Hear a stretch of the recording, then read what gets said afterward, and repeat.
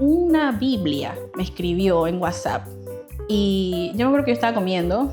Yo muy poco respondo mensajes cuando estoy comiendo, porque es mi momento de comer. Pero el mensaje salía tan, así como cuando uno lo ve, o sea, salía como tan largo que yo dije, tengo que leer esto. Hola, este es Vet Brunch, el podcast veterinario donde hablamos de todo lo que se escucha en los pasillos, en la recepción, en los quirófanos de una clínica veterinaria, donde hay mucha gente que tiene un uniforme parecido al nuestro. Así que quédense con nosotros.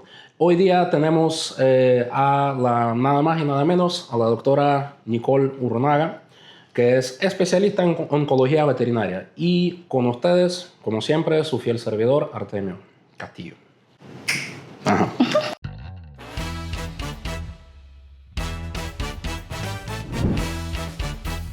Y bueno, Nicole, doctora se llama Vielka Nicole, pero decimos Nicole, a veces le decimos Vielka. ¿Cómo te gusta más que te diga? Prefiero más Nicole. Claro, está bien. Vamos entonces a decirle a la doctora Nicole, aunque muchos la conocen como la doctora Vielka. Y casualmente en esos días, justo antes de invitar a la doctora a compartir este espacio con nosotros, hizo un comentario así en los pasillos de, bueno, pero es que me sentí como la universidad cuando daba clase con ustedes. Yo, bueno, sí, aparte que me hace sentir viejo, pero sí, como, digamos, ya no somos estudiante y profesor, ya somos colegas. Y una de las cosas que quería que desde el principio conversemos es cómo es ese proceso, cómo tú te gradúas de la universidad y después dices, bueno, me voy a especializar en oncología veterinaria.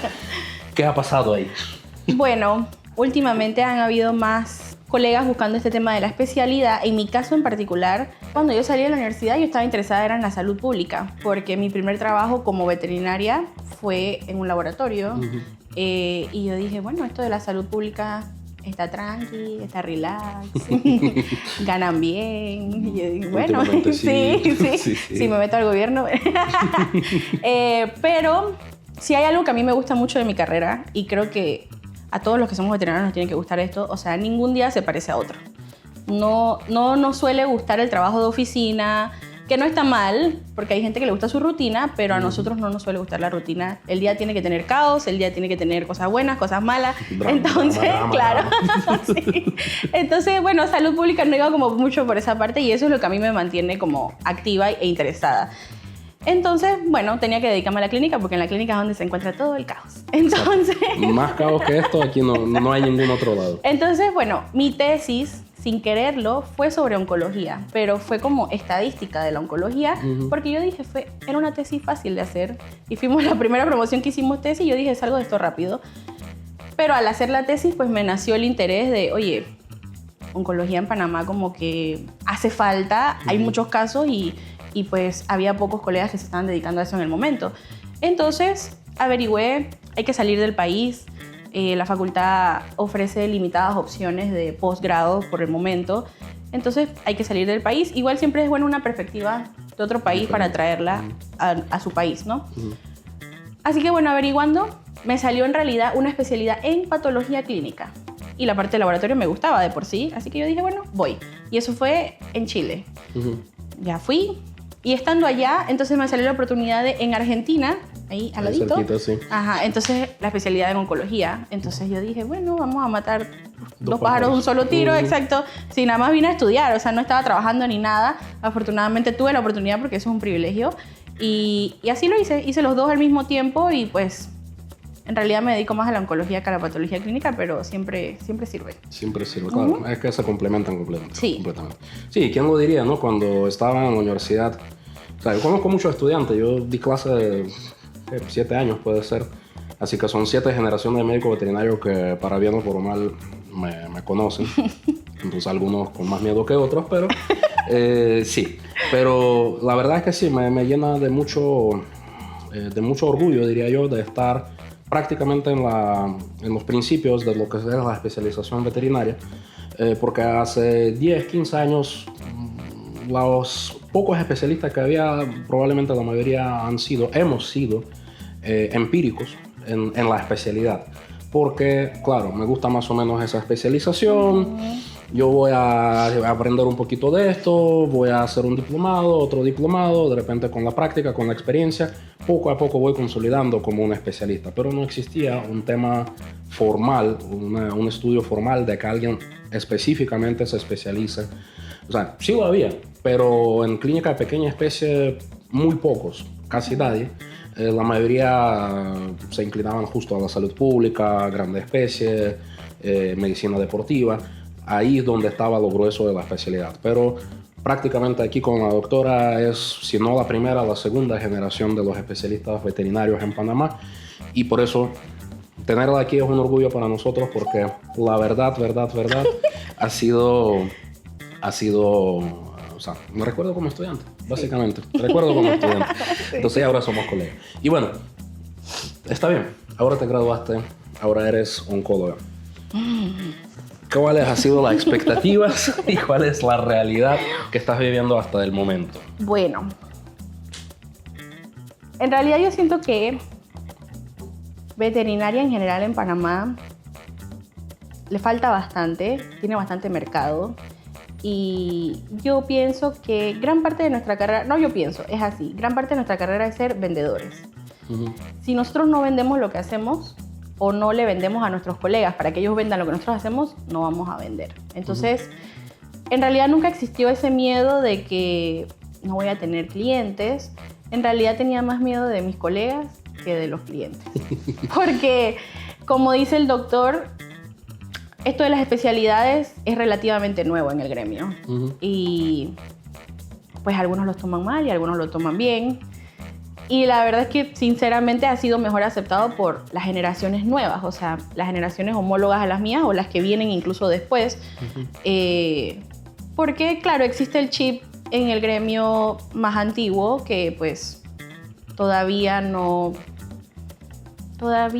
pues no me quieren, claro. Sí. No me aceptan o les cuesta un poco el tema de referir a especialistas porque es algo relativamente nuevo y se entiende, o sea, la medicina ha cambiado mucho en los últimos 10 años, la medicina veterinaria, y es un proceso en realidad, pero en cuanto a los clientes, 10 de 10, o sea, no soy rica, pero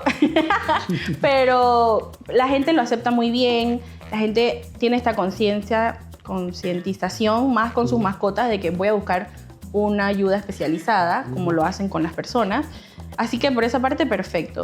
El proceso es más con los mismos colegas y es normal, no es que está mal. O sea, las cosas nuevas toman un proceso para ser aceptadas, así que... Pero en realidad siento que en su mayoría bastante bien. Sí, es que justo ese es el tema, ¿no? La mentalidad. Y digo, yo estoy viejo. Pero cuando yo era nuevo, a mí también me tocó pasar por lo mismo, porque ganarse ese respeto de colegas, a veces eso es un poquito complicado, sobre todo cuando estamos hablando de... Uno, en Panamá el gremio veterinario es muy pequeño. Es pequeñísimo. Es pequeñísimo, todo el mundo se conoce, todo el mundo sabe y conoce, claro. Cuando tú vienes con tal vez unos 15 años de experiencia, ya tú tienes una clínica, ya tú tienes tu cartera de clientes, tienes tu nombre, y de repente viene una Nicole. Sí, una niña literal, lo recién graduada, y dice, pues que yo soy especialista en oncología, sí. Quiéranme. Obviamente, entonces, hasta cierto punto existe un celo profesional. Sí. De cómo es que yo tengo 15, 20 años en ese tema. Algunos colegas tienen 40 años ejerciendo. Sí. Entonces yo tengo toda mi vida haciendo esto. Yo me he fajado para ganar mi nombre. He resuelto, o sea, ellos han resolvido como han podido, exacto. Sí. Entonces, ¿cómo es que ahora viene esta y dice, mira, ahora soy oncóloga? Sí. Y más todavía, bueno, probablemente no sea tanto mi caso, pero colegas que conocen a los estudiantes cuando eran estudiantes, para después cambiar la percepción de que, pero si yo la conocí cuando estaba en tercer año, que no sabía nada, era mi asistente. Y viene 10 años después, regresa ese asistente con un título, regresa con un equipaje de conocimiento. Es difícil aceptarlo. Probablemente es muy, muy complicado aceptarlo, sobre todo porque tú estás recordando a esa persona. Sí. como una peladita, recién graduada de la así escuela. tal cual. Así que yo creo que todos pasamos por eso y sí. es parte del proceso. Así que, como dicen por ahí en mi país, la edad es la única enfermedad que se cura con el tiempo, la juventud, así que no se preocupe. También le tocará gruñir a los recién graduados en su momento. Así que bueno, yo creo que esas han sido memorias muy bonitas después de todo. Salud por esa vaina. Entonces, pero bueno, ya estamos el día de hoy. Tú has hablado mucho del tema de que, claro, ha sido una bastante buena aceptación de las especialidades de parte de los propietarios. Yo coincido completamente con esto porque, o sea, he visto cómo ha avanzado. Aquí en Cádiz nosotros manejamos bastantes especialidades y o sea, lo vi desde la primera fila de cómo la gente se ha educado, cómo la gente ha visto la necesidad de una consulta especializada y tal. Pero lo puedo ver desde mi punto de vista, que es la cirugía, que bien o mal la cirugía siempre existió. La oncología veterinaria hace probablemente unos 10 años no existía. Entonces, quiero saber qué tan difícil ha sido abrir este camino. Ya tienes el diploma, ya regresaste de Argentina, ya eres toda una especialista. ¿Y ahora qué? Sí, bueno, siempre existe el miedo, siempre va a existir. En todo momento, cuando uno se gradúa de la facultad, hay miedo en la primera consulta, cuando uno entonces se vuelve especialista, entonces hay miedo de ofrecerte como especialista porque sientes que yo acabo de salir de mi clase de especialista, o sea, tengo cero experiencia, es normal. Pero había que empezar, entonces pues se empezó viendo pacientes, no que eran referidos, yo hacía medicina general, igual cuando regresé de Argentina, y como médico general igual te van a llegar casos pues oncológicos. Y así fue como yo empecé en realidad como, bueno, yo tengo esta base de la especialidad en oncología y pues obviamente yo tenía un poco más de información para ofrecerle al cliente, un poco más de guía, estaba un poco más actualizada específicamente en esa parte oncológica y ha sido un proceso igual de hablar con el propietario de lo que significa pues el cáncer en las mascotas, porque hay una mala percepción, obviamente la palabra cáncer, o sea, ya todo, estigma. Sí, es triste, es triste, tiene su estigma y obviamente no es nada bueno, pero sí la gente ha empezado a entender que no es una sentencia de muerte. Eso es lo que ha cambiado en realidad, que no es una sentencia de muerte como él era hace unos años en realidad. Ya hay muchas cosas que hacer, hay muchas opciones y muy pocas veces la única opción es la eutanasia o ya el paciente desahuciado. O sea, eso la verdad es que muy pocas citas oncológicas terminan en eso y la persona se da cuenta que hay cosas por hacer por el paciente y esa pequeña esperanza que yo puedo dar es lo que en realidad ha cambiado, creo que en la percepción de las personas, al menos las que yo he atendido, pues. Claro. Sí, yo hace unos probablemente 10 años tú le preguntabas tú le decías a un propietario, un dueño de mascota, bueno, su perrito tiene cáncer. Y la pregunta que yo creo que más he escuchado en ese tipo de consultas es, ¿y a los perros le da cáncer? Entonces, no sé si eso ha cambiado. Me imagino que sí, porque ahora hay especialidad de oncología veterinaria en Panamá. Pero, ¿cómo ha sido esto? O sea, ¿qué sientes que ha cambiado ese tema? O sea, siento que la gente sí está más pendiente de, por ejemplo, hacerle los controles a sus mascotas y saben para qué se hacen esos controles, que es justamente para evitar muchos problemas y entre esos, pues, la aparición de masas, de tumores.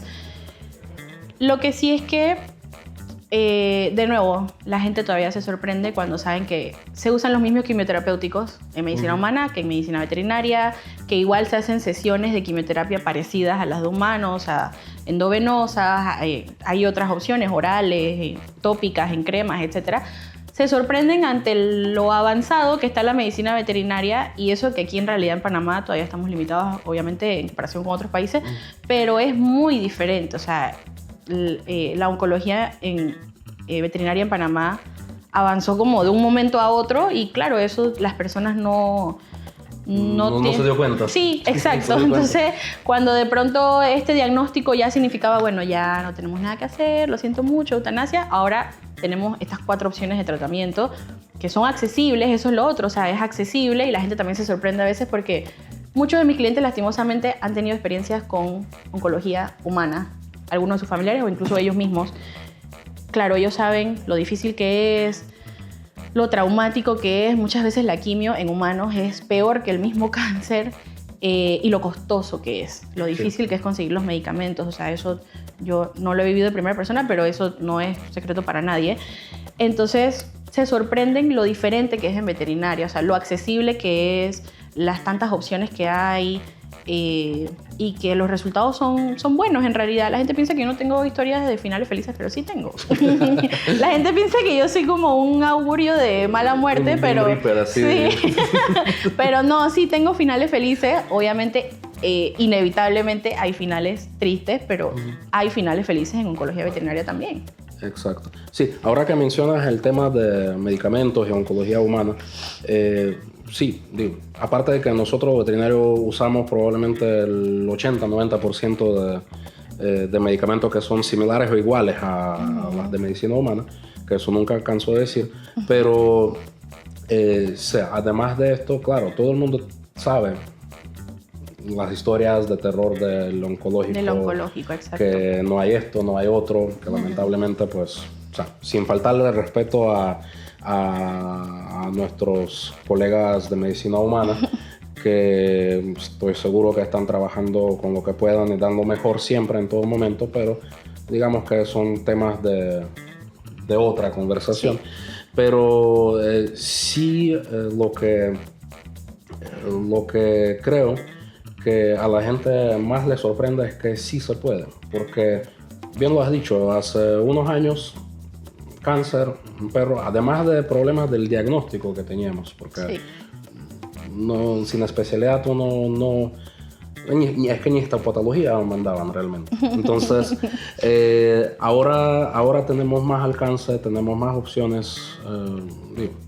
Lo bueno de la especialidad es que uno no tiene que ser un todólogo, porque ahora ya yo no atiendo pacientes con oncología. ¿Sí? Doctora Bielka, solo lo que yo mando a operar. Sí, yo los opero porque ser cirujano es fácil, es cortar y pegar. Sí, y eso después no, yo sí lo digo. Entonces, después de eso lo mando a un especialista. Claro, porque el mejor seguimiento lo puede hacer es la persona que sabe lo que tiene al frente. Y otro dicho veterinario clásico, uno diagnostica solamente lo que conoce. Entonces, si yo no conozco más de 4 cosas en oncología, yo no las voy a diagnosticar. Exacto. Entonces, pero sí. Y en comparación con esos cuentos de la medicina humana, de que de repente los costos, la disponibilidad de tratamiento, sé que nosotros en veterinaria estamos bastante limitados por muchas razones, pero en general, estimas que, digamos, un paciente oncológico en veterinaria en Panamá puede recibir el tratamiento que necesita, ¿con qué probabilidad? O sea, en 80% de los casos, 90, 100. Sí, o sea, bueno, el cáncer en veterinaria, igual que en personas, pues no discrimina, ¿no? Da en mascotas de familias remuneradas y familias, pues, no tan remuneradas. Y claro, lo que para unos es mucho, para otros puede ser insignificante. Pero cuando digo que los medicamentos son accesibles y el tratamiento es accesible, es porque en realidad, porque existen opciones en la mayoría de los diagnósticos, tenemos más de una opción. Obviamente siempre va a existir pues la elección ideal, con este tenemos más posibilidades. Y claro, el cliente, siento que si ya está buscando ayuda especializada, el cliente suele ser muy sincero. Como que, mira, en realidad, y se entiende, en realidad no puedo, no todo el mundo va a poder, ¿sí? Y la fortuna es que está bien. le tengo esta otra opción. Existen sus riesgos, hay menor probabilidad de que se mejore, pero va a mejorar la calidad de vida del paciente. Y estamos haciendo algo, no es simplemente me lavo las manos y bueno, vaya para su casa y ya no hay más opciones, ¿no? O sea, eso nunca debe ser una respuesta, porque ya la persona está haciendo el esfuerzo de buscar una ayuda especializada. Exacto. Entonces siempre hay un dicho que dice una colega oncóloga, ella es peruana, y siempre dice, si no podemos curar, al menos podemos cuidar y acompañar, ¿sí? Entonces siempre mi labor no va a ser siempre ofrecer una cura, sino también acompañar, porque bueno, mis pacientes son mis pacientes del resto de su vida, lastimosamente los veo hasta que fallecen. No lastimosamente, sino que suelen fallecer por lo que yo los estoy atendiendo, ¿no? Pero yo lo hago con todo el amor del mundo, porque para eso estudié esto, sabiendo que pues esto iba a pasar, ¿no? O sea, la mayoría terminan falleciendo por esto y los tengo que acompañar hasta el final. Y con todo y eso, pues las familias, al saber que tienen opciones, que pueden aliviar a la mascota, es que eso es lo que ellos quieren. Más que una cura, la mayoría de las familias quieren aliviarle el mal al paciente. O sea, quieren que se sienta mejor, quieren que vuelva a comer, quieren que ya no tenga dolor. Y eso se puede hacer. Y hay muchas opciones. Entonces, yo pienso que todos los pacientes tienen opción de ser cuidados y ser aliviados, ¿sí? No todos curados, pero sí, pues, se acompañan y se cuidan. Claro. Sí, es que justo el concepto que yo tengo de oncología, que no sé nada de oncología, pero es justo, claro, en la mayoría de los casos probablemente no vas a lograr una curación. Claro, es que ni siquiera se habla de curar el cáncer. Incluso eso se enseña en la primera consulta, porque nunca vamos a curar el cáncer. Ningún paciente oncológico va a dejar de ser paciente oncológico, sino que hay pacientes que llegan a un periodo de remisión o libre de cáncer, ¿no? Y eso es diferente, pero nunca están curados al 100%. Claro. Sí, esa remisión puede durarle toda la vida al paciente. Puede que dure un año, puede que dure 3 meses. Así es. Exacto. Sí. Casualmente recuerdo un cliente recientemente atendí que me tocó por temas de traumatología y ortopedia, pero resultó ser un tema oncológico, que es muchas veces que pasa, porque a veces una especialidad termina en otra, y sobre todo cuando se trata con oncología, porque en muchos casos son das y hasta que al fin descubres, mira, pero es que eso lo que tiene es oncología. Y ahí es donde entonces entra en acción la doctora Vilca. Y sí, recuerdo a ese cliente. Y él hizo, creo que la segunda pregunta más frecuente que hacen las personas cuando les dices que la mascota tiene cáncer: ¿por qué le da? ¿Sí? Entonces yo siempre le digo, claro, es que no hay forma de saberlo. Si yo supiera, yo fuera premio Nobel. Sí, pero exacto. Yo cumplo con transmitir esa pregunta a alguien que sí sabe. Exacto. Pase al otro consultorio. Sí. Y me tira el paquete. Sí, a mí también me lo preguntan bastante. Y ahora que está esta moda de que la comida, que hay tantas opciones de comidas diferentes, y entonces la gente piensa que eso de verdad que es una de las cosas más frecuentes que me dicen, es que las bolitas le dieron cáncer al perro, ¿verdad, doctora? ¿Las bolitas le dan cáncer? Ajá, así. Entonces, y me quedo así como, ok, no podemos generalizar tanto, o sea, sí, la mayoría de los cánceres son fortuitos, igual que en las personas, o sea, nadie sabe por qué dan, porque si no se haría la prevención y pues no daría, ¿no? Sí, hay cánceres que tienen razones, por ejemplo, virales, como el papilomavirus, o del sol, igual que en las personas, igual pues las mascotas también tienen cánceres inducidos por el sol, pero la mayoría son fortuitos.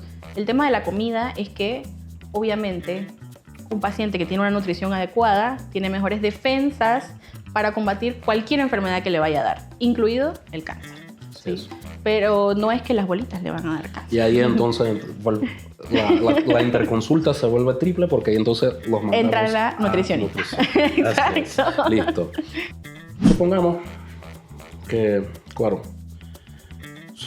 un propietario de mascota que entra a la consulta general, o tal vez ya ha pasado por varias consultas con otros especialistas, y de repente le dicen: tu perro tiene cáncer. Digo, la noticia va a ser devastadora. Eso creo que cualquier ser humano lo puede entender. Pero más allá de de la impresión inicial, de el shock de todo lo que implica esa palabra, sobre todo en la percepción de una persona, ¿qué hacer? O sea, sí, sacar cita con la doctora Bielka Nicolurrunaga es un must, pero antes de eso y después de eso. Sí, bueno, claro, esto puede ir dirigido tanto a los propietarios como a los colegas, porque también me lo preguntan bastante, o sea, ¿qué tengo que hacer antes de referirte al paciente? Y los propietarios también me preguntan, ¿tenemos que llevarle algo? O sea, ¿tenemos que hacer algo antes de verla? En un mundo ideal, yo recibo al paciente ya con un diagnóstico, porque las familias, que a veces vienen las familias enteras, vienen directamente a preguntarme qué va a pasar, cuánto tiempo tiene, cuál va a ser el plan de acción, tiene dolor, está sufriendo, ya tiene metástasis, etcétera, etcétera. Y pues si no tengo diagnóstico no podemos hablar de nada de eso, lastimosamente, porque así como mi perro tiene cáncer, pues señora, existen un sinfín de posibilidades que puede tener su perro y todas con pronósticos diferentes y todas con opciones de tratamiento diferentes, pronósticos de vida diferentes. Entonces, y en un mundo ideal, el paciente me debería llegar con algún tipo de diagnóstico citológico o histopatológico, o sea, pero algo diagnóstico, sí. O al menos alguna sospecha, ¿sí? Y ya yo entonces poder confirmarla. Pero también pueden llegar a mí sin diagnóstico. Y entonces yo me encargo del diagnóstico, ¿no? Pero lo primero, sea con su médico de cabecera o sea conmigo, es el diagnóstico, porque tenemos que saber qué estamos tratando, qué vamos a operar, qué es lo que vamos a tratar, porque si no, no sabemos nada. También todo paciente oncológico debe pasar por un proceso que se llama estadificación. Ahora bien, ya tenemos un diagnóstico, está bien, su perro tiene un mastocitoma. Perfecto. Ya, pero mastocitoma, ¿estadio qué? Porque tenemos estadios diferentes de mastocitoma y para eso se necesitan estudios pues un poco más especializados, imagenológicos, ya sea desde lo más sencillo, radiografía, ultrasonido, no sencillo, o sea, como rutinario. Sí, o sea, más corriente, exacto, sí. Exacto, nada de sencillo en esta carrera. O pues estudios un poco más complejos como lo son la tomografía, ¿sí? Eso también es lo ideal, que me lleguen ya con estudios imagenológicos para saber cuál es la extensión del problema, si está focalizado ahí donde lo tiene o si ya pues está en otras partes del cuerpo. Eso en realidad. Ya con esa información pues ya yo puedo empezar a hacer la guía que las familias necesitan y hablar de lo que ellos quieren hablar, porque yo quiero hablar de un montón de cosas, pero en realidad la gente viene a eso. ¿Cuánto tiempo tiene? ¿Tiene dolor? ¿Y qué es lo que va a pasar? ¿Qué vamos a hacer? ¿Y cuánto me va a costar? ¿Y cuánto me va a costar? Exacto. Sí, yo creo que es una de las preguntas más importantes. Exacto. Ahora que mencionas, claro, hay un montón de tipos de cáncer y yo creo que una de las cosas más renombrables que algunas personas desconocen, pero a diferencia de los humanos, los perros tienen una forma de cáncer que se transmite. Es un cáncer transmisible. Entonces, solamente lo menciono para... ejemplo. Como un ejemplo, ¿no? O sea, para ver si me puedes explicar cómo es el proceso de un paciente con un diagnóstico como este. Sí, y este tipo de tumor del que estás hablando, que es el tumor venéreo transmisible, que sus iniciales entonces hacen TBT, o tumor de sticker, también se le dice, porque literalmente nada más tienen que tocarse y se le pasa al otro perro. O sea, es un tumor transmisible, lo cual no pasa en ningún otro tumor. O sea, solo en ese tipo de tumor en veterinaria. Es algo que vemos muy recurrentes con pacientes rescatados, porque la forma de transmisión es venérea, o sea, es cuando los animales tienen coito. Entonces, claro, esto se da con pacientes que están por la calle, están libres, las perras que entran en celo, los machos, o sea, todo, caos. Entonces, claro, llegan con el cáncer, ya sea en los machos, pues, en el pene o las hembras en la vulva. Entonces, es algo que llama mucho la atención cuando se rescatan estos pacientes y pues son de los casos que más veo de TBT. Claro, la prevención número 1 de esto es lo que están haciendo muchas fundaciones y muchas organizaciones, que es la esterilización. Exacto. Más allá de evitar las camadas no deseadas, esto también es parte del por qué se hacen estas campañas de esterilizaciones, para evitar este tipo de enfermedades. Y bueno, en realidad la forma número 1 de prevenir es la abstinencia. O sea. Exacto. Cualquier enfermedad venérea se previene con abstinencia. Exacto. Ok. Entonces, producción, por favor, le pone un asterisco. Es un mensaje, es un servicio social. Exacto. Pero incluso llegan mascotas que sí son de familia, o sea, viven en una casa, pero se escapan. Y pues terminamos en lo mismo, ¿no? O sea, entonces llegan con este tumor que pues es fácilmente prevenible en realidad, porque si no hay contacto físico, no le va a dar. Exacto. Entonces es como una tenencia responsable en realidad de las mascotas que sí tienen hogar y pues la esterilización de las mascotas de los animales que están en la calle, ¿no? Pero es un ejemplo de tumor fácil de prevenir, que tiene una causa específica, no es fortuito, o sea, pasa por algo y que pues se ve bastante en mascotas de la calle, ¿no? Así es. ¿Consideras que cómo es la situación específicamente con este tumor en Panamá ahora mismo? Explico por qué la pregunta. Hace unos años, la Universidad de Cambridge hizo un estudio global de TBT porque estaban tipificando genomas de ese tumor, etcétera, etcétera. Un estudio súper interesante. Y mi persona en su momento entró en ese estudio como un coautor y recogimos bastante muestra y ahí es donde me di cuenta lo mal que estamos con este tema aquí en Panamá, porque la cantidad de muestra que yo recogí fue, y creo que de Panamá nadie más envió muestras a Inglaterra en aquella fecha, pero... era internacional. Era internacional, era global. Okay, era global. Ya. Sí, de hecho, la Universidad de Cambridge, ellos tienen el programa que se llama CTBT, o CTBT en inglés, pues, que ellos mapean el genoma. Y ellos lo que hacen es, bueno, aparte de la secuenciación y todo ese poco de temas científicos, ellos lo que hacen es básicamente rastreando lo que es la historia del virus, del tumor, porque aparentemente con el genoma ellos pueden, bueno, como todo lo que es el trabajo genético, ir hacia atrás y ver de dónde se originó, quién fue el paciente cero, claro, etc. Entonces, a lo que voy es que, o sea, más allá de esto, al quien le interesa, todas esas publicaciones están en Nature. Entonces, pero lo que voy es que en su momento nosotros recogimos, no me acuerdo cuántas muestras, pero fácil, nosotros, siendo Panamá, fuimos el país número 1 en Centroamérica en cantidad de muestras que Cambridge procesó. Wow. ¿Y eso hace cuántos años fue?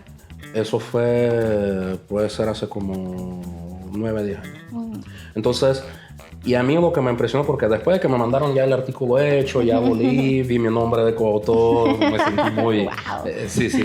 Entonces, pero lo que a mí me impresionó en aquel tiempo era justo eso, o sea, la cantidad de muestras que nosotros recogimos en su momento de Panamá.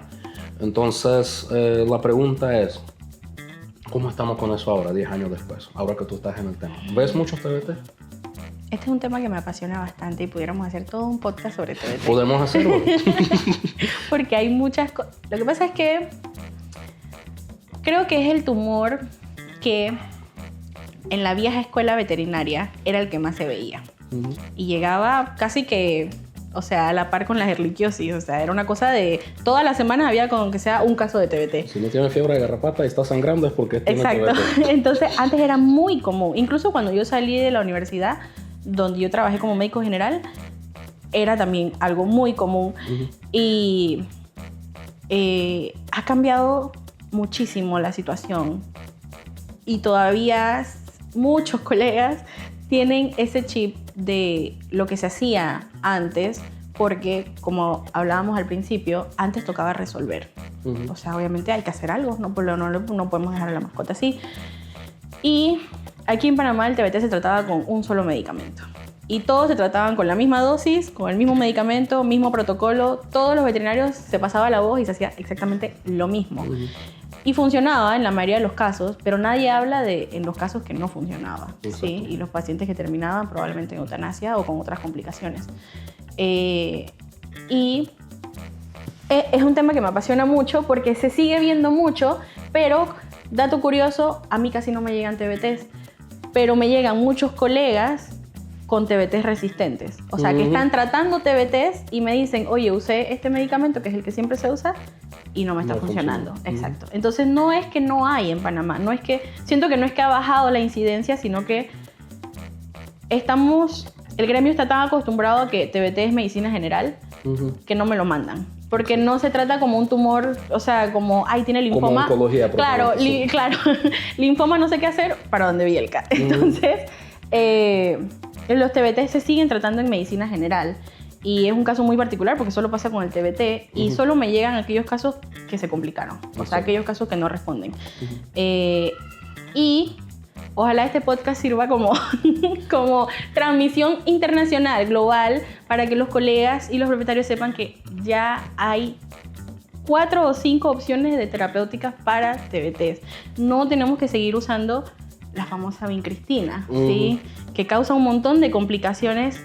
Ya incluso la oncología ha avanzado en ese tema también. Hay otras opciones de tratamiento menos perjudiciales, más efectivas.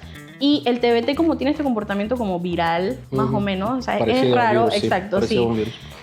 Al tratarlo siempre con vincristina, creas resistencia. Porque el tumor que tiene este paciente se lo pasa al otro paciente. O sea, y entonces vienen con esa resistencia a la vincristina. Y es complicado. O sea, el TBT es mucho más complicado de lo que piensan. Sí. Y ya hay otras opciones terapéuticas que han tenido que ser necesarias porque ya están haciendo resistencia a la vincristina que siempre se ha usado. Entonces, por favor. Mándele casos de TBT a Bielka que le apasiona y los quiere ver. Sí, quiero que se mejoren sin tener que pasar por todas las complicaciones que causan la vincristina. Y pues han sido pocos los colegas que se han acercado a mí y pues les he podido.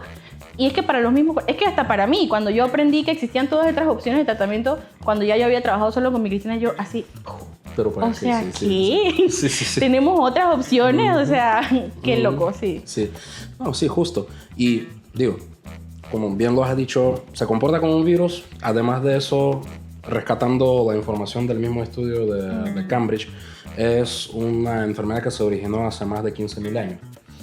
Sí, hace 15.000 años no existía la vincristina, pero algo me dice que si sobrevivió a esos 15.000 años, va a poder sobrevivir a la vincristina tarde o temprano. Sí, exacto. Así que yo creo que ese mensaje también es parte del servicio social. Por favor, por favor. Vamos a hacer las cosas. Déjenme ayudarlos. Sí. Así es. Perfecto. Y medio. 3, 2, 1, acción. Y bueno, creo que es un tema que todos los veterinarios en algún momento nos enfrentamos. Y digo, uno está viejo y quemado ya y ya uno tiene algunas experiencias y tal. Pero siempre me gusta saber el estrés. El estrés de este trabajo, y la oncología francamente no es la especialidad más feliz ni donde uno sale tal vez más tranquilo del trabajo, ¿no? Entonces, ¿qué haces para manejar? Yo no podría ser oncólogo. Yo no podría ser cirujana. ¿De verdad? No. Primero, que no me gusta estar parada en el mismo lugar por tanto tiempo. Me desespero. Y segundo, o sea, todo... Ok, los colegas que han hecho cirugías van a entender, pero uno entra a los cuerpos y eso está todo del mismo color. No es como en los libros que hay moradito, verde. No. Allá adentro todo está del mismo color. Yo no entiendo nada. Te digo en secreto, yo opero con ojos cerrados. Yo hago la imposición de las manos y... No, mentira. ¿Sabes qué pasa? Es lo que pienso yo que puede estar pasando. A diferencia de otras especialidades, la cirugía es estresante porque tú ves el resultado inmediato. Ya sea el buen resultado o el mal resultado, tú lo ves de una vez. A veces en la misma cirugía, sí. A veces días después. Entonces, esa inmediatez te hace pasar muchas horas de estrés. Porque claro, sales de una cirugía complicada y dices, venga, no duermo esa noche porque estoy pensando cómo se está despertando mi paciente. Sí. A veces tú no lo dejas. A veces tú te quedas con el paciente hasta que se despierte, cuando ya tú ves que, bueno, ya está bien y tal. Tal vez en algunos casos sí te vas y dejas a tus colegas encargados. Pero la inmediatez, esa es lo que muchas veces a uno le cuesta. Porque ¿sabes? Uno sabe si hizo alguna trastada o no. Entonces, el gran problema es que hay algunas trastadas que tú las haces y afortunadamente están, digamos, en el margen todavía seguro del tema. Que se me escapó este tema, pero va a quedar. Hay otras trastadas que no. Y el problema es que tú te das cuenta muy rápidamente de si hiciste algo irreversible o hiciste algo que sí va a afectar. Tú te das cuenta inmediatamente o casi inmediatamente de esto, ¿no? Entonces, y cuando se pueden arreglar las cosas, claro, uno las arregla en el momento. Hay algunas cosas que no dependen de ti, pasan porque tienen que pasar. Entonces, pero el resultado siempre tú lo ves inmediatamente. En oncología, ¿cómo es? Bueno, o sea, el estrés inherente que todo el mundo se imaginará, ¿no? Son pacientes que muchas veces tienen pronósticos de reservados a malos, más malos que reservados. Ya de por sí el cliente llega, o sea, si ya llegó conmigo es porque ya hubo un médico de cabecera que le dijo su perro tiene cáncer. Entonces ya llegan preocupados conmigo, ya llegan angustiados, entonces empezando por ahí. Así que gran parte del trabajo es como calmar al cliente y darle las opciones de las que hablamos. Pero claro, el estrés para mí es lo normal, que el paciente vaya a responder, que si tengo algo que hacer. Un gran problema en oncología es que hay un límite de tiempo. Hay un momento donde hasta el tumor más tratable llega un momento donde se vuelve intratable y no hay nada que hacer. Y mi mayor preocupación es cuando llegan esos clientes, porque les digo, ok, tiene este tumor, normalmente se puede hacer esto y esto y esto, y es difícil decirle al tutor, que nunca se lo digo así, pero decirle es que demoró mucho. O sea, es que demoraron mucho en traerlo y ahora ya no hay nada que hacer. Eso nunca me va a dejar de partir el corazón porque el perrito o el gatito no tienen la culpa. Capaz el tutor tampoco. En su ignorancia, exacto. Es que no tienen por qué saber que eso tenía que venir rápido y hay tumores que crecen muy rápido. O sea, hay tumores que me dicen, no, es que hace una semana esto no estás y le creo. Le creo porque, y eso no es culpa de nadie, no es culpa mía, no es culpa de él, no es culpa del paciente. Es, pues... Son cosas que pasan. Lo que tocó, exacto. Son cosas que y eso en realidad es lo que más me estresa cuando me quedo sin opciones, en realidad. Siempre que haya opciones, yo estoy tranquila. Pero cuando no hay opciones es cuando me cuesta decirlo y me sale todo mi parte humana, en realidad, de que soy muy... empatizo mucho con la persona, ¿no? De que no le puedo ofrecer nada. Ahora, ¿cómo manejar...? Claro, lo otro que pasa, pues lastimosamente muy frecuente, son pacientes que uno da el tratamiento y el tratamiento no sale como uno quiere que salga. Eso obviamente pasa también bastante frecuente. Y al principio, cuando empecé a hacer oncología, yo me dejaba llevar mucho por las probabilidades que salían en los libros, porque obviamente no tenía la experiencia. Yo decía, bueno, según la bibliografía, estas son las probabilidades de que... Y no es la misma realidad que uno vive en la vida. Entonces después el paciente no respondía y me di cuenta que... O sea, aquí en Panamá, mis pacientes, esta probabilidad no está bien y no van a responder a este tratamiento. Entonces, yo siento que al principio, cuando yo empecé a hacer oncología, yo vendía un poquito de esperanzas falsas y se las vendía como muy alegre. Yo era muy optimista. Yo decía, esto va a funcionar, no se preocupe, todo va a salir bien. Y después no salía y entonces... Sí. Y como uno hace, claro. Exacto. Sí. Es difícil esa parte. Pero son cosas que pasan y tengo relativamente poco tiempo haciendo, o sea, comparado con el doctor Herta. Pero me acaba de decir viejo, pero en la cara. O sea, no, voy apenas para, 3 años haciendo haciendo oncología. Yo, obviamente, uno aprende toda la vida. Pero sí, estoy relativamente empezando a hacer esto y en este poco tiempo he entendido que hay que preparar al cliente para lo peor esperando lo mejor, ¿sí? O sea, pero hay que dar el peor escenario. Porque así, si salen las cosas bien, chévere, así no fue bien. Pero si salen las cosas mal, ya estamos todos preparados. Y esa es la manera de protegernos a nosotros como veterinarios. Ahora, ¿cómo manejar este estrés en casa? Uno, hay que dejar el trabajo en el trabajo.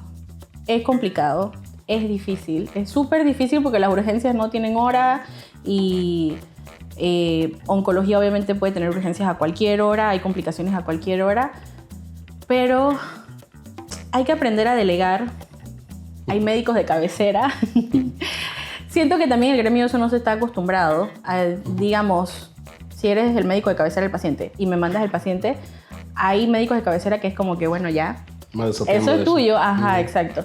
Y no debería ser así. O sea, el médico de cabecera igual debería estar involucrado y existen servicios de urgencias veterinarias como CARIF, que son los que se tienen que encargar de las urgencias. El especialista, como en medicina humana, no se debería encargar de las urgencias, sino ya ver el paciente cuando ya está estabilizado.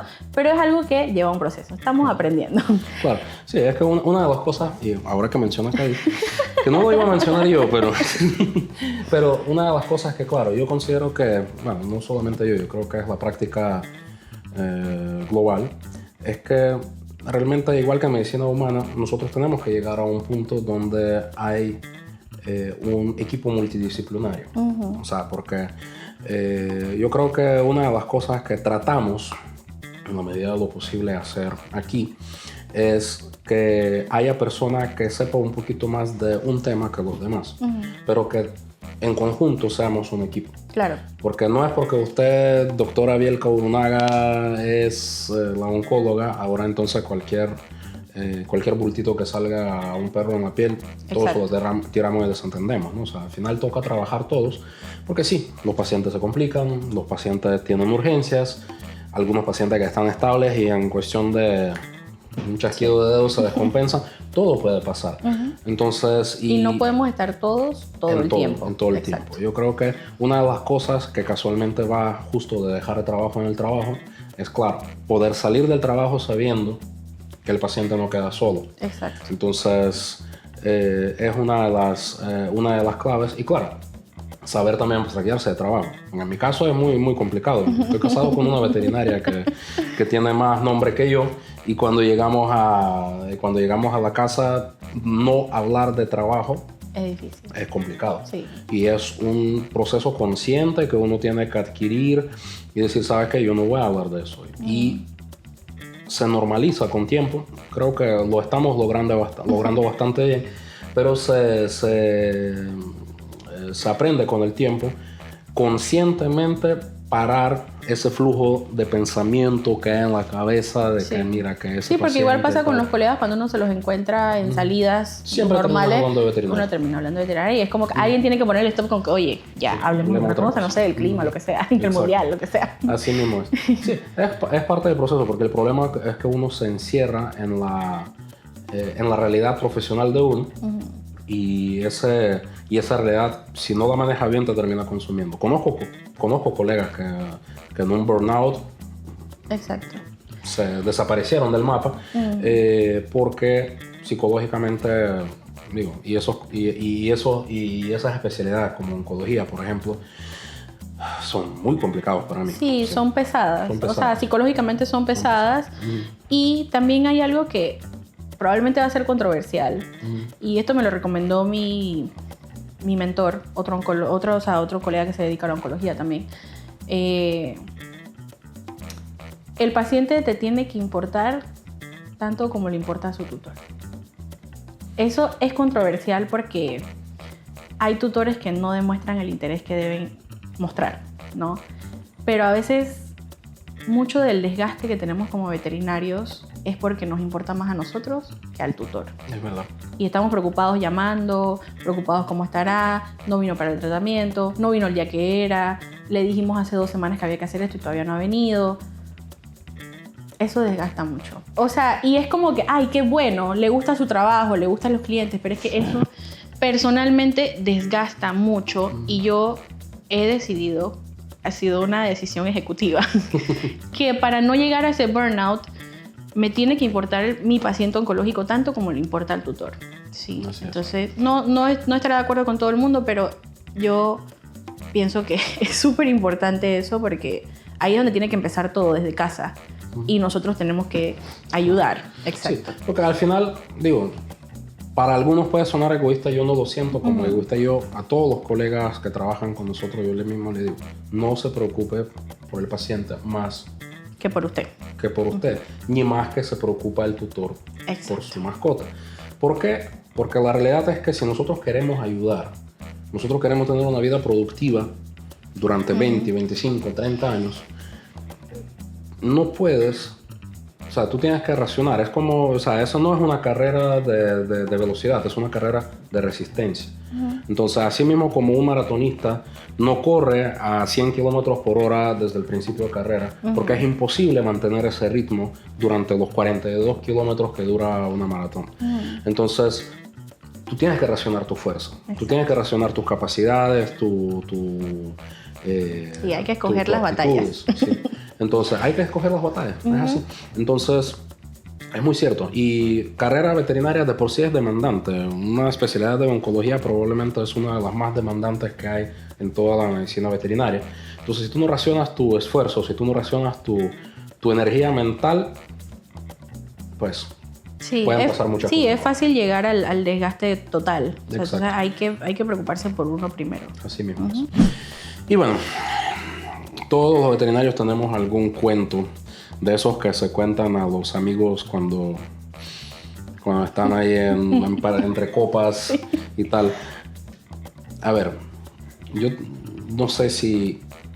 Bueno, ahorita acabamos de decir detrás de las cámaras que sí, los veterinarios siempre terminan hablando de trabajo en cualquier fiesta, en cualquier arranque. Sí. Pero bueno, ¿hay algún caso que usted le contaría a algunos amigos en un arranque, pero que no sean veterinarios? Bueno, en realidad es un caso que a mí me dio risa. Obviamente a la señora no le dio risa, pero a mí sí. Y siento que es porque... Ok, esto es otro consejo. Mi mamá cuando yo estaba en la escuela me decía, siempre que vas para la escuela ponte tu traje de mantequilla. O sea, que todo te resbale, que todo te valga, que todo lo que te digan... Y... Saludos, mami. O sea, he vivido mi vida en base a eso. Todos los días. El mejor consejo, sí, el mejor consejo que me han dado. Y pues la gente que me conoce, mis amistades, sabrán que yo soy bien... O sea, una persona me puede estar insultando en mi cara y yo, la verdad es que me va a dar gracia o simplemente le voy a decir a la señora, tenga buen día, ¿sí? Y lastimosamente son situaciones que se ven bastante en veterinaria y eso también ayuda a sobrellevarla. No agarrar las cosas personalmente, ¿sí? Porque no son ustedes. Muchas veces es la persona con sus problemas en casa y por eso están reaccionando como es. Un poquito de empatía y un poquito de humor. Entonces, en cuanto a este caso, fue un caso que la verdad es que empieza bastante triste porque fue un paciente que me llegó con un linfoma cutáneo y bueno, el linfoma cutáneo tiene un pronóstico bien malo. Cuesta bastante tratarlo, el tratamiento es bien difícil y muchos de los pacientes no responden. Bueno, en fin, feo todo por todos lados. Ajá. La cosa es que atendí a la señora muy amable. Llegó muy preocupada, incluso cuando se fue me dijo, gracias doctora, me voy más tranquila porque usted me dio opciones, o sea, hay cosas que hacer, ¿no? Y bueno, el linfoma cutáneo muy poco se ve, así que, o sea, tiene presentaciones diferentes. En este caso el perro tenía como estas tumoraciones en forma de donut, o sea, así como redondas y con un hueco en el medio.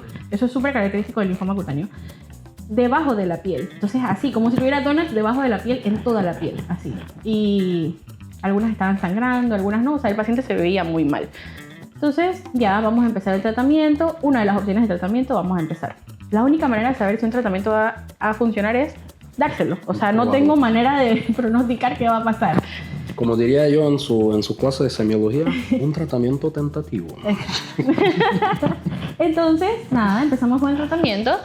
Y la señora tenía cita a las 3 semanas porque el tratamiento se da cada 21 días, cada 3 semanas. Y yo, como todos los días de la mañana, revisé y salía que ese día ese paciente tenía cita. Ya, perfecto. Yo nada más lo reviso como para saber qué tanto voy a vaguear o qué. Entonces, pasó el día y el paciente no llegó. La verdad es que el día fue complicado. No, al otro día fue que me acordé yo, oye, fulanito no vino a la cita, qué raro. Y le pedí a la recepcionista como, oye, puedes como preguntarle a la señora porque, bueno, lastimosamente a veces los pacientes fallecen, ¿no? Es oncología. Entonces, puedes preguntarle a la señora si el paciente está bien, si algo pasó, por qué no vinieron. Le preguntó, la señora nunca respondió. Y bueno, pasaron los días, pasaron las semanas, de nuevo, que te importe tanto el paciente como le importa el doctor. Listo, ya. O sea, habrá pacientes que nunca más vienen a verte conmigo, buscan otro colega, qué sé yo. 1000 cosas que pueden pasar. Ya me desentendí. Como un mes después, me escribe una señora de un número desconocido una Biblia me escribió en WhatsApp. Y yo me acuerdo que yo estaba comiendo. Yo muy poco respondo mensajes cuando estoy comiendo, porque es mi momento de comer. Pero el mensaje salía tan, así como cuando uno lo ve, o sea, salía como tan largo que yo dije, tengo que leer esto. El chisme. Y entonces fui y la señora, no sé qué le pasó ese día, pero la señora empezó a decirme de todo. O sea, de que me iba a morir. Y ella dijo, es que esa es la única línea que me acuerdo siempre. Es que después de tanto tiempo que mi perro no fue a consulta, estuve todo este tiempo esperando que usted me preguntara por qué no fuimos. Y nunca me preguntó. Así que ahí veo qué calidad de veterinaria es usted. Okay. Y yo, cuando leí el mensaje inicialmente, es que ni me acordaba del caso. Yo dije, ¿quién habla? O sea, ¿quién? es que inmediatamente se lo compartí. Sí, inmediatamente se lo compartí a mi mejor amiga y yo dije, o sea, por favor, explícame esto. Siento hasta que se equivocó. O sea, esto no es conmigo porque yo no tengo ningún paciente. Y cuando le pregunté quién me hablaba, entonces, bueno, ahí me dijo, era de mala gana. Y yo dije, señora, ¿usted no piensa que yo tengo una familia? ¿Usted no piensa que yo tengo cosas que hacer en mi casa? O sea, que yo estoy todo el día viendo la agenda y que, ay, vamos a llamarla porque... Sí. No, y la agenda de hace un mes. No, y la señora estaba empecinada. O sea, ella todos esos días, ella había hecho de esta cosita así como que es de líneas, así de que van tantos días que la doctora no me escribe. O sea, así me la imaginé en su casa porque... ¿Cómo esperó tanto tiempo para entonces escribirme que ella había estado esperando todo ese tiempo que yo lo estuviera escribiendo y no lo escribí? ¿Y cómo yo me atrevía a no escribirlo? O sea, de verdad que, de nuevo, hay gente que tendrá sus problemas en casa o tendrá sus problemas personales y bueno, pero obviamente no vi nunca más al paciente y bueno, no sé, pero me parece de verdad... inaudito. Para increíble, decir menos, ¿no? Exacto. Que la verdad es que no veo mucho eso. Debo agradecer a todos. Quizás haya clientes míos que están viendo este podcast y así los adoro a todos, porque la verdad es que todos son muy agradecidos, muy amables, pero de vez en cuando llega pues esta persona un poco inestable. Un poco salida de fase. Sí, porque, sí. sí. Pero en realidad es como lo más loco que me ha pasado. Y sí, eso, pero yo la verdad es que, o sea, no piensen que la paso bien en mi carrera, pero no me estreso. No, eso es importante. El tema ahí es que, claro, yo creo que esta señora pudo haberse confundido la parte personal con profesional, sí. Porque tal vez yo esperaría que escribiera esto a su novio, que yo te escribo si no me escribe, claro. ¿No? Pero, hey. Sí, y así como muy rapidito, o sea, esto me pasó ayer. Uh-huh. Me llama un colega y me manda un diagnóstico que dice que un perro tiene un adenocarcinoma en una pata y yo dije, wow, o sea, esto nunca lo había visto y adenocarcinoma súper agresivo y yo dije, o sea, yo fui preparada para darle malas noticias al señor. Cuando llego, estoy hablando con el señor, listo, vamos a examinar a la mascota. No, es que la masa desapareció. Wow. O sea, yo acabo de... curar con solo su presencia. Sí, doctora. Exacto. Y, o sea, son cosas que pueden pasar porque... Ok, explico qué fue lo que probablemente pasó ahí. O sea, después el señor explicó que la mascota se había caído de un lugar alto y se había golpeado. Entonces, un proceso inflamatorio muy activo. Las células pueden estar tan feas que parecen cancerígenas. Entonces, claro, el doctor que ve eso al microscopio va a pensar que pues, pueden ser células cancerígenas y le están describiendo una masa. Y probablemente eso fue lo que pasó y al final solo era un hematoma o una inflamación y pues desapareció, pero el señor fue, o sea, responsablemente fue, llevó la mascota y dijo, bueno, aquí me dijeron que tiene cáncer, pero ya la masa desapareció. Yo dije, bueno, lastimosamente el cáncer nunca hace eso, de que desaparece, así que fue la consulta más rápida de mi vida, o sea, literalmente duró 7 minutos. Y va más contento también. Exacto. No, eso es exacto, los propietarios se van contentos porque, me salvé. Así que sí, pues, eso también puede pasar. Bueno. Ojalá y pase más seguido. Sí. Uno lo viera, ¿no? Pero sí. No, de verdad, definitivamente hay de todo bajo la luna. Así que, excelente. Doctora, te agradezco un montón. Agradezco porque te has especializado después de tanto martirio que tuviste en la facultad con esta persona aquí. No, me encantó. Sí.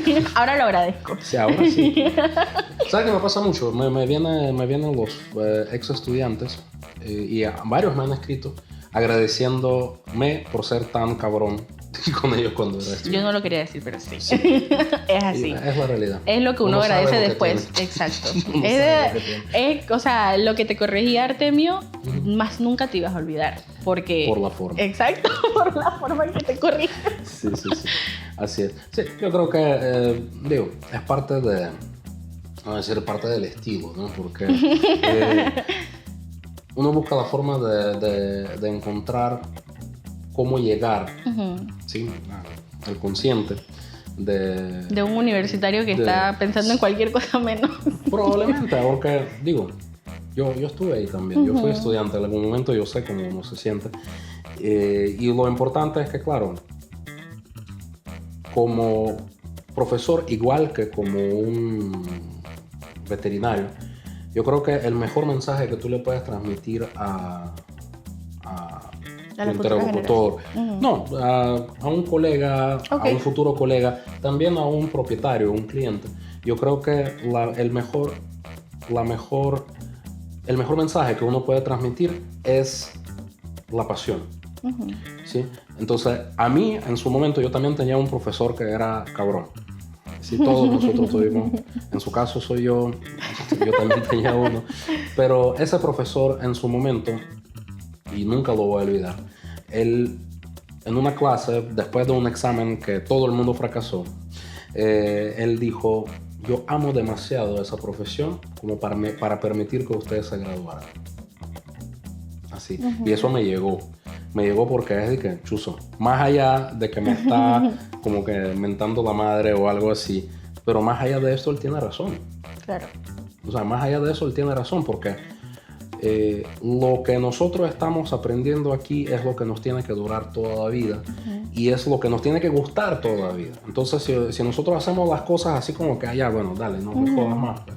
Entonces, no es la forma de no sé, de vivir en general. Hay que vivir con pasión. Sí.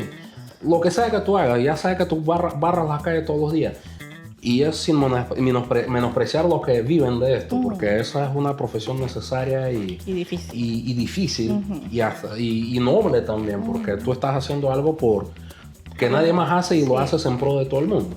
Entonces, pero si tú vas a barrer la calle, hazlo como el mejor barrendero de calle del mundo, con dignidad, con pasión y con mucho y con muchas ganas. Si no, ¿para qué lo haces? Entonces, eso lo veo así. Justo ese profesor, muy cabrón en su momento, eso fue lo que me enseñó, eso lo que pude rescatar más allá de lo profesional. Así que te entiendo perfectamente. La verdad es que yo creo que es la forma. Y bueno, en esa nota optimista, vamos a despedirnos. Muchas gracias. Muchas gracias. No me despido de Nicole porque sé que nos vamos a ver todos los días en el pasillo de aquí en adelante. Y bueno, los que la necesiten, vamos a hacer otro servicio social. Además de Cádiz, usted trabaja en otras clínicas, ¿verdad? Sí, pero vengan a Cádiz. No. Yo no la obligué a decir eso, por favor. No es porque estamos aquí. Mis otros jefes viendo esto. Tengo muchos jefes, pues. No, es que en realidad en algún momento lo dijiste, o sea, es muy importante tener un equipo que te respalda donde trabajas. Entonces, si bien trabajo en muchos lugares, incluso hace poco fue que empecé a trabajar con ustedes, porque fue como desde este año, desde agosto. Sí, por ahí. Pero bueno, ya habían colegas aquí que conocía, obviamente el doctor, la doctora Valeria, etcétera, pero también conocí a otros colegas y, o sea, no es porque estamos en este podcast, no es porque aquí atrás dice Cádiz, pero Cádiz, o sea, me gusta. No es porque me están apuntando con una pistola. No, esto no está pago, esto no está patrocinado, pero en realidad me gusta mucho que me manden los pacientes para acá porque es por el equipo que tengo atrás, ¿sí? Porque yo soy la misma en todos lados, pero es por el equipo que tengo atrás. Aquí está muy completo, ¿sí? Pero sí atiendo en muchos lugares. Entonces, en realidad, donde pregunten, van a saber dónde encontrarme. Así que no voy a decir nombres, pero ahí están. Ya. Está bien. Pero bueno, igual, si gustan saber dónde más trabaja la doctora Bielka Nicole, escriban en los comentarios. Y me pueden seguir en mis redes, sí, que es @oncovetpty. Bueno, ahí pueden saber. También aparece de vez en cuando en redes sociales de CADIF. Sí. Así que le pueden preguntar lo que ustedes quieran. Solamente taguéenla para que les conteste directamente. Y bueno, con esa nota optimista nos despedimos de la entrega de hoy. Ha sido todo un placer tener a la doctora aquí. Por darme y este espacio. espero que nos acompañe en las próximas entregas porque estamos mejorando con el tiempo. Saludos.